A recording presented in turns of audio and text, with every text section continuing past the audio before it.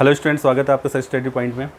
आज हम nationalism in Europe जो कि चैप्टर 1 आपका हिस्ट्री 10th क्लास का इसका सेकंड पार्ट करेंगे। यहाँ पे कुछ स्टूडेंट्स हैं हमारे जो कि जिनके साथ में आज हम ये करने वाले हैं। तो चलिए स्टार्ट करते हैं आज की वीडियो। आप तीनों ज़रा अपनी अपनी बुक्स खोल लेंगे। तरुण खोल लिया है ठीक से? कासिम कोई प्रॉब्लम तो नहीं है? ठीक है। क्वेश्चन 1 से 40 तक हम डिस्कस करेंगे आज, ठीक है।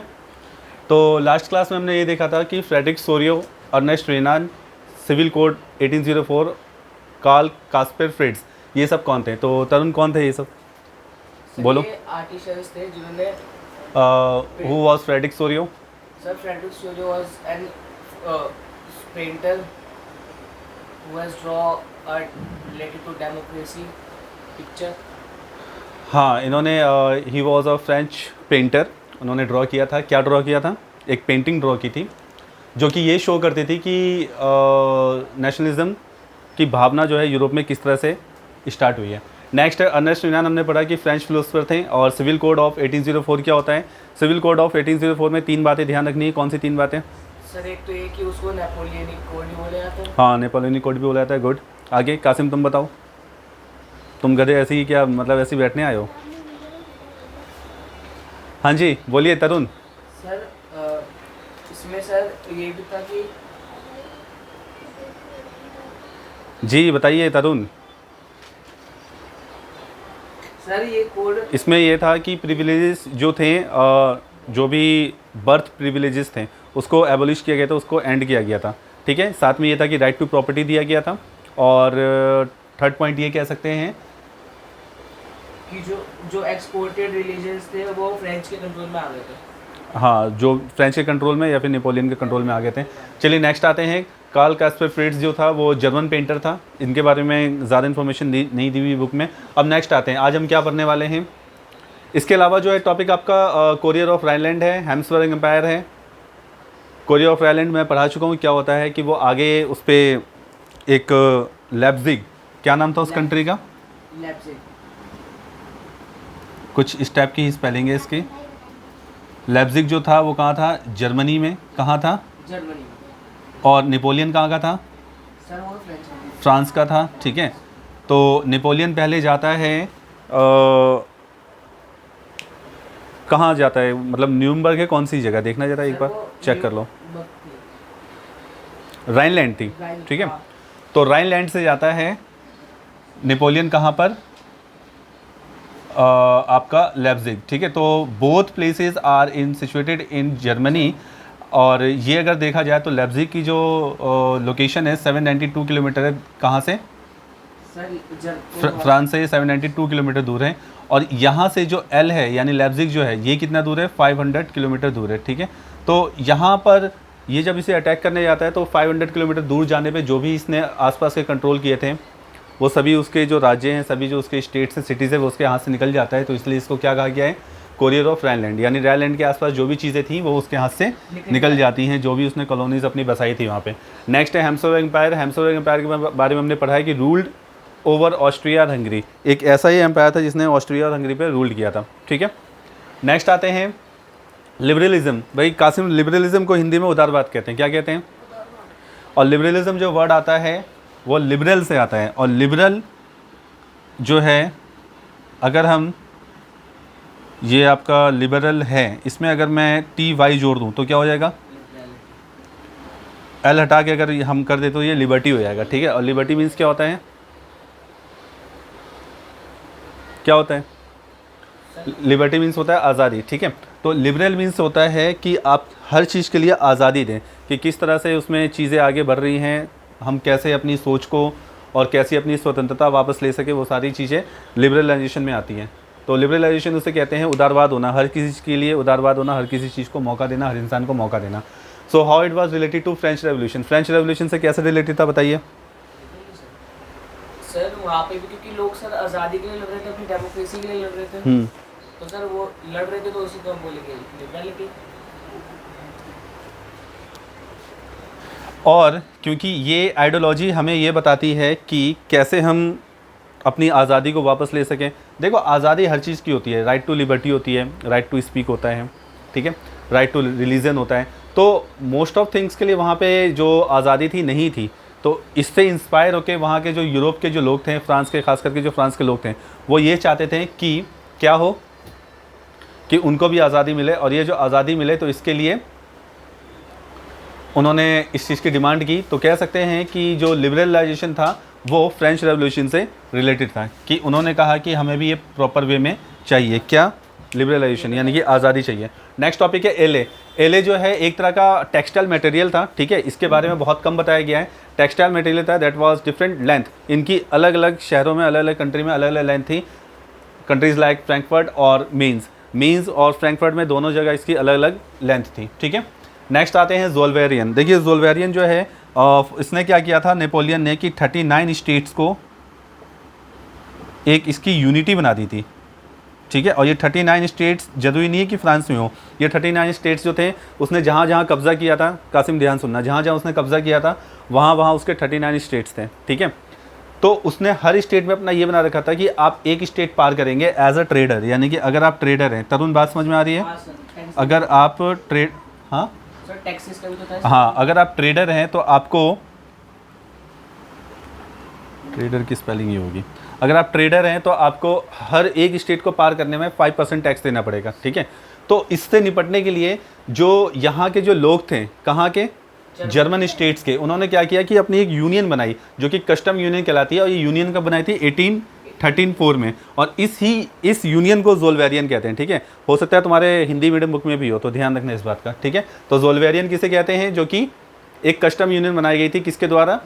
जर्मन स्टेट्स के द्वारा, यानी कि एक इनकी यूनिटी थी, ठीक है। नेक्स्ट आते हैं कंजर्वेटिव। देखिए ये कंजर्वेटिव जो है तरुण, यही आपके चैप्टर का सबसे इंपॉर्टेंट पार्ट है, ठीक है। कंजर्वेटिव उसे कहते हैं जो पुरानी, बताओ किसे कहते हैं? सर जो पुरानी, जो हमारी जो उनकी जो चलती आ रही है वो अपने चलाते हैं, वो राजा महाराजा की तरह जो रहते हैं, लेकिन ये लोग बहुत अमीर भी होते हैं जी। और ये लोग हमेशा मोनार्की को सपोर्ट करते हैं। हाँ जी। और यहाँ जैसे कि हम यहाँ देख सकते हैं, पीपल विद ट्रेडिशनल थिंकिंग यानी कि they did not want to any change, और वो ये भी they were the supporter of the monarchy government, ठीक है। किसी भी तरह का चेंजेस नहीं चाहते थे, और सपोर्टर किसके थे? मोनार्की गवर्नमेंट रहते हैं। और दे वर ऑल्सो वेरी रिच। क्या थे ये लोग? रिच थे, हाँ, क्योंकि वो राजा महाराजा के तो अगर हम आज की डेट में एग्जांपल दें ऐसे कंजर्वेटिव्स का, तो एग्जांपल क्या होगा बताइए? जितने भी रिच पर्सन्स हैं इंडिया के, टॉप मोस्ट जो पर्सन्स हैं जिनको कोई फ़र्क नहीं पड़ता है, हाँ जी, मुकेश अंबानी कह सकते हैं, जो पेंडेमिक वगैरह है इनसे कोई फ़र्क नहीं पड़ता, तो उन्हें क्या कहेंगे? कंजर्वेटिव्स कहेंगे, ठीक है। तो कंजर्वेटिव, देखिए अब बात यहाँ पे, अब कह सकते हैं नेपोलियन वर्सेस कंजर्वेटिव लड़ाई हो गई थी। क्यों हो गई थी? Napoleon versus conservative. सर ये दोनों अपोजिट थे भी? जी बिल्कुल। नेपोलियन और कंजर्वेटिव जो थे एक दूसरे के अपोजिट थे। अपोजिट क्यों थे? क्योंकि नेपोलियन चाहता था कि यूनाइट करना, सबको एक करना। हालांकि डेमोक्रेसी की फेवर में ये भी नहीं था, लेकिन ये सबको चाहता था यूनाइट करना। इसने राइट ऑफ बर्थ, यानी कि जो प्रिविलेजेस होते हैं, प्रिविलेजेस किसे कहते हैं? सर जो मतलब विशेष अधिकार जो बर्थ से मिलते हैं, ठीक है। तो उसके अगेंस्ट था ये, कौन? नेपोलियन। लेकिन ये इसके फेवर में थे, ठीक है। और नेपोलियन किस चीज़ के अगेंस्ट था? राइट टू प्रॉपर्टी के अगेंस्ट था, ठीक है। ये चाहता था कि सबको लिबर्टी इक्वल मिले। ये फेवर में किसके था? लिबरलिज्म के। और ये इसके अगेंस्ट थे, लिबरलिज्म के, ठीक है। तो इस वजह से ये एक दूसरे के अपोजिट थे, तो एक दूसरे के कट्टर दुश्मन बन गए। और जब दुश्मन बन गए तो दुश्मनी में क्या होती है? लड़ाई भी होती है। और लड़ाई जब होती है तो लड़ाई में किसी की हार या जीत होती है। तो इस लड़ाई में भी किसी की हार हुई, और वो हारने वाला कौन था? नेपोलियन। तो इस वॉर में नेपोलियन की हार हुई थी। तो इस वॉर में जब नेपोलियन की हार हुई तो उसके बाद एक ट्रीटी साइन की गई। ट्रीटी कहते हैं एक संधि को। किसे कहते हैं कासिम? संधि को। तो संधि किसे कहते हैं? सर जो मतलब एक तरह से कॉन्फ्रेंस होता है। उस कॉन्फ्रेंस में ये चीज़ें मानी जाती हैं कि आज के बाद पर्टिकुलर कंट्री या पर्टिकुलर सिटी या पर्टिकुलर रीजन में क्या क्या चेंजेस आएंगे, ठीक है। तो ये ट्रीटी कहाँ की गई थी? वेना में। और वेना कहाँ है? ऑस्ट्रिया में, ठीक है। तो ये की गई, कब की गई थी? 1815 में, ठीक है। कब की गई थी? 1815 कहाँ की गई थी? वेना में। ऑस्ट्रिया, हाँ, वेना कहाँ है? ऑस्ट्रिया में, ठीक है। क्यों की गई थी ट्रीटी? ये क्यों की गई थी?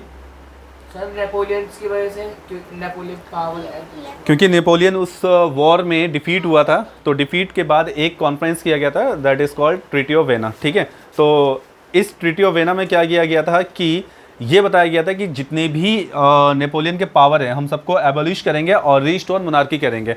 रीस्टोर मोनार्की मतलब रीस्टोर का मतलब होता है वापस, हाँ वापस लाना, और मोनार्की गवर्नमेंट तो जानते हो क्या होता है, ठीक है। इसके अलावा साथ साथ ये भी कहा गया था कि ये जितने भी लॉ लेके आया था, कौन, नेपोलियन, उन सभी लॉ को वापस लेके आना है, या फिर उन पे स्टे लगाना है, या फिर उनको ख़त्म करना है। तो नेपोलियन कौन कौन से 2-3 लॉ लेके आया था बताओ। सर कि वो बर्थ राइट को हटा देंगे। हाँ, तो दोबारा से प्रिविलेजेस दे दिए गए थे, दोबारा से राइट टू प्रॉपर्टी सबको दे दी गई थी। और सबसे इम्पॉर्टेंट थिंग कि 1789 का जो वॉर हुआ था वो हुआ था फ्रांस में। कहाँ हुआ था? फ्रांस में। ठीक है। और किसके अगेंस्ट हुआ था? सर ये मोनार्की गवर्नमेंट की। लुई 16 के अगेंस्ट हुआ था, ठीक है। तो लुई 16 जो था वो कौन था?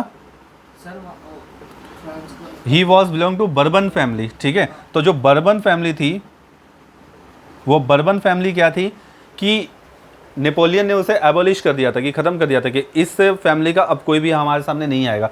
लेकिन उसको भी रिस्टोर किया गया कि हम वापस से बर्बन फैमिली को लेके आएंगे, ठीक है। यहाँ तक समझ में आ गया? हाँ सर। ठीक है।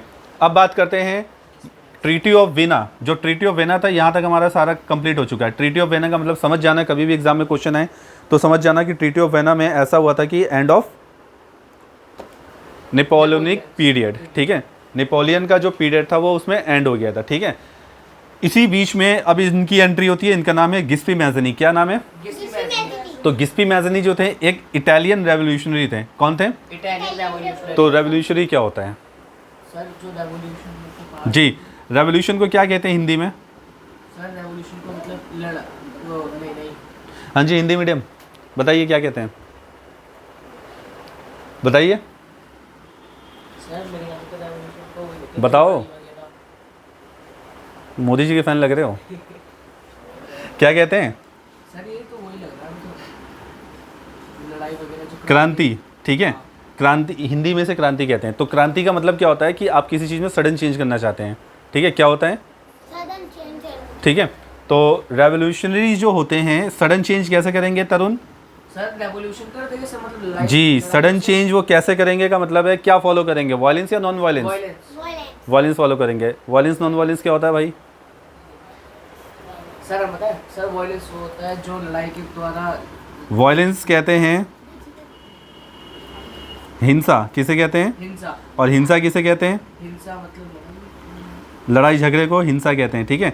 तो जो रेवोल्यूशनरीज होते हैं वो क्या करते हैं कि वायलेंस को फॉलो करते हैं और बहुत जल्दी उसका रिजल्ट भी आता है। तो 1857 में हमारे इंडिया में जो रेवोल्यूशन हुआ था, ठीक है, उसे रेवोल्यूशन क्यों बोलते हैं?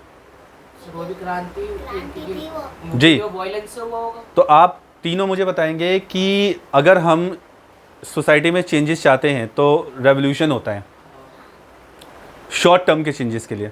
अगर लॉन्ग टर्म के चेंजेस चाहते हैं तो क्या होता है? तो लड़ाई होती है। बहुत। आप चुप रहो। ठीक है। तो अगर हम लॉन्ग टर्म का चेंजेस, देखो सिंपल सा है, अगर हम रेवोल्यूशन मतलब शॉर्ट चेंजेस चाहते हैं, जल्दबाजी में शॉर्ट टर्म में चेंजेस चाहते हैं, तो हम लोग क्या कर रहे हैं? फॉलो रेवोल्यूशन फॉलो कर रहे हैं, ठीक है। और रेवोल्यूशन किसे फॉलो करता है? हिंसा को फॉलो करता है, यानी वायलेंस को फॉलो करता है। इट मीन्स कि ऐसे चेंजेस जो कि एनवी को फॉलो करे, यानी कि नॉन वायलेंस को फॉलो करे, तो उसे क्या कहते हैं? मूवमेंट। क्या कहते हैं? मूवमेंट। ठीक है। और मूवमेंट को क्या कहते हैं हिंदी में? सर वो धर्म, आंदोलन, आंदोलन। ठीक है। सर जो की बात और जो धरना प्रदर्शन जो होता है वो एक स्टार्टिंग पॉइंट होता है किसका? आंदोलन का, ठीक है। अगर वो बहुत ज़्यादा आगे बढ़ जाए, ठीक है, पीरियड उसका ज़्यादा बढ़ जाए, ज़्यादा एक्सटेंड हो जाए, ज़्यादा लोग हो जाए, तो उसे क्या कहते हैं? आंदोलन कहते हैं। धरना प्रदर्शन फिर आंदोलन में चेंज हो जाता है, जैसे कि किसान आंदोलन के साथ हुआ था, ठीक है। तो ये चीज़ें होप्स हो कि तुम लोगों को ये चीज़ें याद रहेंगी कि डिफरेंस क्या है रेवोल्यूशन और मूवमेंट में, ठीक है। क्या डिफरेंस है? सर एक बात पूछनी थी। जी। सर जब लुइस मतलब उन्होंने बताया था कि वापस आ गई थी, तो बर्बन फैमिली का कौन आया था वापस? कोई ना कोई होगा भाई, कोई ना कोई। ये तो फिर भी बहुत जल्दी ले आते हैं। कब की बात है ये? सर ये 1815 की बात है, ठीक है। ये 1815 की बात है, लेकिन रेवोल्यूशन कब हुआ था? 1789 में। आप 89 से 1815 ऐड कर लो, कितने हो जाएंगे ये? सर ये होगा 625 25 ईयर्स के आसपास होंगे, ठीक है। ये तो 25 ईयर्स में कोई ना कोई तो होता ही है फैमिली मेम्बर का, तो उसको बना देंगे, ठीक है। अभी भी गांधी जी की फैमिली का कोई ना कोई है इंडिया में, जैसा आप लोगों को पता ही होगा। तो होप्स हो कि भाई कासिम आपको पता चल गया होगा रेवोल्यूशन और मूवमेंट में क्या डिफरेंस है, ठीक है। रेवोल्यूशन को कहते हैं क्रांति, मूवमेंट को कहते हैं आंदोलन। जो ऐसे चेंजेस जो हम चाहते हैं कि आराम से हैं, जो लड़ाई झगड़े से ना आए, उसे आंदोलन कहते हैं। गांधी जी ने अपनी लाइफ में बहुत सारे आंदोलन किए और बहुत सारे वापस भी ले लिए। तो तुम मुझे किसी 2 आंदोलन के नाम बताओगे कासिम, बताओ भाई। सर वो देश छोड़ो सर किसने बोला था? भारत छोड़ो आंदोलन, हाँ। ठीक है, 1942 में हुआ था। किसके जरिए हुआ था? महात्मा गांधी। और सर करो या मरो, डू और डाई। हाँ, ये उन्होंने किया था, गांधी जी ने किया। गांधी जी ने किया था। ये सब नहीं, जो मेन मूवमेंट है उनके वो ये है असहयोग आंदोलन है, ठीक है। और सभी ने अवज्ञा आंदोलन है। असहयोग आंदोलन कौन सा था? Non corporation movement. सभी ने अवज्ञा कौन सा था? सिविल डिसऑबीडियंस मूवमेंट था, ठीक है। बहुत बड़े गधे हो भाई तुम दोनों, हिंदुस्तान के बारे में कुछ जानते ही नहीं हो। सर हम तो सर बता चीज़ें ज़रा बताया करो, साथ में डेट भी बताया करो, ठीक है। तो ये चीज़ें हैं कि हमें पता चल गया एक्चुअल में कि आंदोलन और क्रांति में क्या डिफरेंस है। Now we come to the topic. Topic हमारा ये चल रहा था कि रेवोल्यूशनरीज था, वो कौन था? रेवोल्यूशनरीज था कौन? गिस्पी मैज़नी, ठीक है। तो इसको क्या दिक्कत थी भाई, क्या जरूरत पड़ गई रेवोल्यूशन करने की? इससे पहले हम देखते हैं कि इसका बर्थ प्लेस क्या था। तो बर्थ प्लेस क्या था? जिनेवा। क्या था? जिनेवा कहाँ पर है? वो इटली में ही है, ठीक है। और जिनेवा जो सिचुएटेड है वो लिगुरिया से 55 किलोमीटर दूर है। कहाँ से? लिगुरिया। से 55 किलोमीटर जी, दूर है। लिगोरिया से 55 किलोमीटर दूर है। लिगोरिया से 55 किलोमीटर दूर वैसे ही हुआ जैसे दिल्ली से गाज़ियाबाद, ठीक है। तो इतने डिफरेंस पे वो लिगोरिया था, ठीक है। अब हम लिगोरिया क्यों स्टडी कर रहे हैं? क्योंकि जिनेवा में ये पैदा हुआ और लिगोरिया में इसे जेल में डाल दिया गया। क्यों जेल में डाल दिया गया? रेवोल्यूशन के कारण। अब रेवोल्यूशन क्या किया गया होगा? फ्रेंच वाले में तो सर ये रेवोल्यूशन ये किया गया था कि ये he was born in Italy, और इटली में उस समय यूनिफिकेशन नहीं हुई थी, यानी कि इटली का एकीकरण नहीं हुआ था। हर प्रांत के अलग अलग लोग मानने वाले थे, कहीं पे कोई गवर्नमेंट, कहीं पे कोई सी गवर्नमेंट। वो चाहता था वन नेशन वन गवर्नमेंट, ठीक है। कौन चाहता था? गिस्पी मैज़नी, ठीक है। लेकिन उसने इस बात का आंदोलन किया, उसको जेल में डाल दिया गया। जेल में कब डाला गया था? सर 1831 में, ठीक है। वो पैदा कब हुआ था? 1807 में, ठीक है। 1807 में पैदा हुआ, 1831 में डाल दिया। तो जब जेल में गया होगा तो उसकी एज क्या होगी? 24, ठीक है। क्योंकि 7 और 4 11 और प्लस 20 का तो 24 आ जाएगा, ठीक है। तो इसके लिए गिस्पी मैज़नी की जो थिंकिंग थी वो हम नेक्स्ट क्लास में करेंगे। उसकी ये थिंकिंग थी कि उसके अकॉर्डिंग क्या थिंकिंग थी भाई, बताओ। गिस्पी मैज़नी के अकॉर्डिंग गॉड ने एक कंट्री बनाई है और उस कंट्री में उसी को रहना चाहिए जो उस कंट्री का मेन, मतलब जो वहाँ पे पैदा हुआ है, ठीक है। कोई बाहर वाला ना आके रहे, किसी भी कंट्री के टुकड़े नहीं करने चाहिए और सबको मिलजुल के रहना चाहिए। किसके अकॉर्डिंग था ये? गिस्पी मैज़नी के अकॉर्डिंग था। और इसीलिए उसने इटली की यूनिफिकेशन के लिए क्या किया तरुण? सर मतलब उसने इटली के यूनिफिकेशन के लिए उसने सीक्रेट सोसाइटीज़ बनाई, ठीक है। और वो सीक्रेट सोसाइटीज़ जो बनाई उसके फॉलोवर्स थे फ्रांस में, जर्मनी में, इटली में, ऑस्ट्रिया में, हंगरी में, बेल्जियम में, हर जगह थे उसके ये सारे सपोर्टर्स थे, ठीक है। तो नेक्स्ट क्लास में हम ये करेंगे कि उन सपोर्टर्स ने मिलकर क्या किया और उनकी क्या वैल्यू थी, और वो किस तरह से काम कर रहे थे, क्या इसको कामयाबी मिलती है, ये हम नेक्स्ट क्लास में करेंगे। आज के लिए इतना ही था। एक बार इसे रिपीट कर लेते हैं। बैठो भाई तुम। फ्रेडरिक सोरियो कौन था? सर एक वो भी ही was a French painter and Ernest Renan जो थे फ्रेंच फिलोसफर थे जिन्होंने नेशनलिज्म के लिए एक लेक्चर दिया था। कहाँ पर? और एक आपकी यूनिवर्सिटी, वो देख लेना, लास्ट क्लास में मैंने आपको बताया है। सिविल कोड ऑफ 1804 भी हमने पढ़ लिया है। इसको और किस नाम से जानते हैं? नेपोलियनिक कोड के नाम से जानते हैं। कार्ल कास्पर फ्रिट्ज जो थे वो जर्मन पेंटर थे। ये छोटे छोटे क्वेश्चन जो हैं ये इंपॉर्टेंट तो नहीं है, मगर अगर आ गए तो इनको याद करना मुश्किल है, इसलिए इनको बार बार करवाया जा रहा है। अदरवाइज जो इंपॉर्टेंट क्वेश्चन देखते हैं वो इसका ये है, लिबरलाइजेशन एंड कंजर्वेटिव बहुत ज़्यादा इंपॉर्टेंट है। ट्रीटी ऑफ वेना भी बहुत ज़्यादा इंपॉर्टेंट है और गिस्पी मैज़नी का इंट्रोडक्शन भी आपका बहुत ज़्यादा इंपॉर्टेंट है। इस चैप्टर में से क्वेश्चंस बहुत आते हैं। ये 10th क्लास के हिस्ट्री का फर्स्ट चैप्टर है, बहुत ज़्यादा हार्ड है, ठीक है। इसके बाद भी हम नेशनलिज्म वाला ही चैप्टर पढ़ेंगे चैप्टर 2 में, लेकिन वो इतना हार्ड नहीं क्योंकि वो इंडिया के बेस पे है, ठीक है। आगे बढ़ते हैं, टॉपिक पे आते हैं। लिबरलाइजेशन क्या होता है तरुण? सर लिबरलाइजेशन सर वो उदारवाद, उसको हिंदी में उदारवाद भी बोलते हैं। और सर ये मतलब फ्रेंच रेवोल्यूशन से रिलेटेड में था, क्योंकि सर जो लिबरलाइजेशन होता है उसमें सर वो अपनी आज़ादी के लिए लड़ते हैं। और सर वो और हाँ बिल्कुल, डिमांड भी इस चीज़ की करते हैं, ठीक है। हाँ। और रेवोल्यूशनरीज एज अ रेवोल्यूशनरीज भी उसको फॉलो कर सकते हैं, ठीक है, मतलब हिंसा भी अपना सकते हैं। नेक्स्ट डिफाइन एल क्या होता है? टेक्सटाइल मटेरियल है, जो कि कंट्री वाइज उसकी जो लेंथ होती थी वो अलग अलग होती थी, ठीक है। अब लेंथ क्या होती थी ये तुम्हारे बुक में अच्छी तरह से मेंशन किया गया, सुन रहे हो, वो देख लेना उसे। नेक्स्ट है ज़ोल्वेरियन। ज़ोल्वेरियन जो था कस्टम यूनियन था, जो कि मोस्ट ऑफ जर्मन स्टेट्स ने इसको ज्वाइन किया था, ठीक है। नेक्स्ट है कंजर्वेटिव्स। कंजर्वेटिव्स हमें पता है कि ट्रेडिशनल थिंकिंग को फॉलो करते थे। तरुण कुछ प्रॉब्लम तो नहीं है? ट्रीटी ऑफ वेना जो है ये इसकी डेट जो है 1815 है, ठीक है। अब मैं यहाँ पे एक छोटा सा कॉलम बना रहा हूँ, आप दोनों को बताना है किस डेट में क्या हुआ था। हाँ जी कासिम, आपको बताना है कि किस डेट में क्या हुआ था। तो मैं यहाँ पे कुछ लिखता जा रहा हूँ, आप लोग मुझे बताएंगे, ठीक है। 1834 में बताइए क्या हुआ, सर कौन बताएगा? कोई बता दो, सर हम बोलो। सर 1834 में सर जो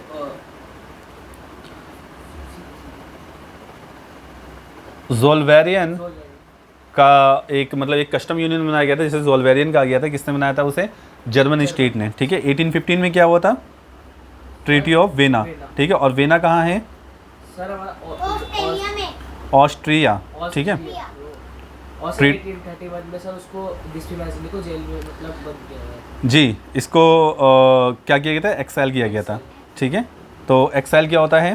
सर क्या है करना? जी बिल्कुल, ठीक है। किसको किया गया था? गिस्पी मैजनी को, ठीक है। इसके अलावा एक और डेट है जो कि हम देख सकते हैं, आपका 1807 है। 1807 में क्या हुआ था? डिस्ट्रिक्ट मैजिनी का बात, पैदा हुआ था। ठीक है। क्या हुआ था भाई कासिम? कौन? जी, तो गिस्पी मैजनी कहाँ पैदा हुआ था? Sir Liberia, Geneva, sir Geneva में ठीक है। होता सर उसको तो मतलब लाइबेरिया में। और जिनेवा कहाँ है? सर ये उधर है सर इटली में। इटली में, ठीक है। कहाँ है? सर 55 किलोमीटर दूर है उससे उससे मतलब जी हाँ, जहाँ से उसको लाइगोरिया से वो 55 किलोमीटर दूर है। नेक्स्ट हमने इसमें जो किया था आपका कौन सा क्वेश्चन था आपका? ये कोरियर ऑफ राइनलैंड। तो राइनलैंड जो हमने देखा था, इसकी क्या थी डिस्टेंस फ्रांस से? Sir 792 kilometre. कितनी थी? 792 किलोमीटर। कहाँ से? सर फ्रांस से, ठीक है। और जो आपका नेक्स्ट कंट्री है उसका क्या नाम है? लेप्जिग, ठीक है। लेप्जिग कहाँ पर है? सर ये सर राइनलैंड से 72। देखिए ये दोनों ही जो जगह है, लेप्जिग और राइनलैंड, दोनों ही जर्मनी में है। कहाँ पर है? जर्मनी में। ठीक है। और लेप्जिग जो है इससे 500 राइनलैंड से 500 राइनलैंड से लेप्जिग जो है वो 500 किलोमीटर है, ठीक है। तो इसके बारे में होप सो आप दोनों को पता चल गया होगा अच्छी तरह से कि क्या आपने उसमें बताने की कोशिश की है, ठीक है। ये डेट सारी याद रखना, बहुत अच्छी तरह से इसे याद रखना, ठीक है। और प्रोवाइड करा दो सर हमें। हाँ वो तो तुम्हें मैंने डिस्क्रिप्शन में डाल दिया, तुम्हें मिल जाएंगे, ठीक है। सर कितने क्वेश्चंस हैं इस चैप्टर के सर टोटल? 60 क्वेश्चन हैं टोटल। और कुछ पूछना है किसी को? नहीं सर। ठीक है, तो समझ में आया, कुछ प्रॉब्लम तो नहीं है? तो होप्स हो कि आप लोग इसे घर जाके अच्छी तरह से पढ़ेंगे, और कोई भी अगर समस्या आए तो आप मुझसे बोल सकते हैं और कमेंट में लिख सकते हैं। तो नेक्स्ट क्लास में नेक्स्ट वीडियो के साथ मिलते हैं, इसके पार्ट 3 के साथ। तब तक पढ़ते रहिए, अपना ख्याल रखिए और किसी न किसी टॉपिक से कनेक्ट रहिए, ठीक है। Thank you.